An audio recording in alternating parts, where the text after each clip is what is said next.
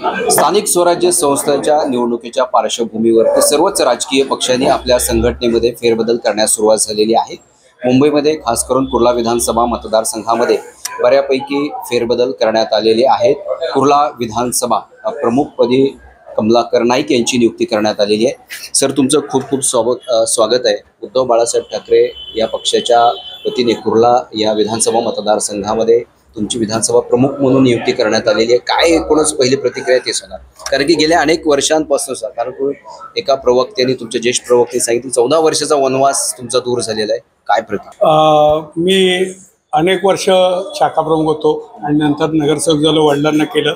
अनेक नगरसेवक पण मी माझ्या कारकिर्दीत बनवले, पण असा एक माझा बॅड पॅच आला की 2012 पासून ते आता 2025 पर्यंत मला पक्षाने अगर कोणी पद देण्याचा प्रयत्न नाही केला, पण मला कधी पक्षाबद्दल वाईट नाही वाटलं, कारण मी अनेक संस्थांवर असल्यामुळे, अनेक सहकारी संस्थांवर असल्यामुळे मुंबई बँक लढलो होतो, महाराष्ट्र फेडरेशन मुंबई फेडरेशन लढलो होतो, अनेक इलेक्शन मी या माध्यमातून शिवसेने पक्षाच्या वतीने लढलो आणि तोच सातत्याने धास आणि लोकांमधली सेवा ही करतच राहिलो।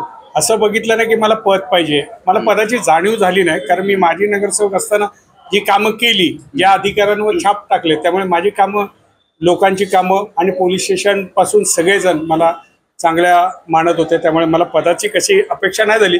पण पक्षाने पुन्हा एकदा सखोल अभ्यास करून मला ही संधी दिली, त्याबद्दल उद्धव साहेबांचा, विनायक राऊत साहेबांचा, आमचे विभाग प्रमुख सांगळे साहेबांचा, त्याचप्रमाणे आमचे म्हात्रे साहेब, या सगळ्यांचा मी खूप आभारी आहे की यांनी माझ्यावर विश्वास ठेवून मला ही संधी दिली। गेल्या अनेक वर्षांपासूनचा राजकीय वनवास होता, तो संपला असं वाटतं?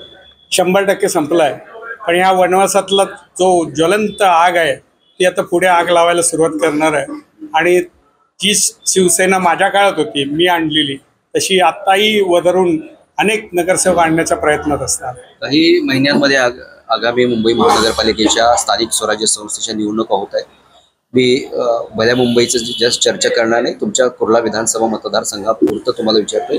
समोर मोठं आव्हान आहे, सत्ता त्यांची आहे, अनेक वर्षापासून दुसरी तिसरी टर्म त्यांची आहे, कसं हे आव्हान पेलणार? नाही, आव्हान तिसरी टर्म कोणाची असो, 2 टर्ममध्ये मीच आणलंय निवडून, त्यामुळे मला विधानसभेचे गल्ली आणि गल्ली पाठ आहे आणि कार्यकर्त्यांनी जर साथ दिली तर मला अशक्य गोष्ट नाही की या विभागात 5 नगरसेवक लागण्याचे। तर मी असा कार्यकर्त्यांना की मी प्रत्येक गल्लीतला कार्यकर्ता मंडळ, चुनापट्टीपासून ते कुर्ला वेस्टपर्यंत सगळ्यांना ओळखतो आणि सगळे कार्यकर्ते शिवसेने, मी जरी ओळखत नसलो तरी ते मला ओळखतात, त्यामुळे मला ही सोपी लढत होईल आणि कार्यकर्त्यांनी साथ दिली तर मला वाटत नाही आम्ही हरू।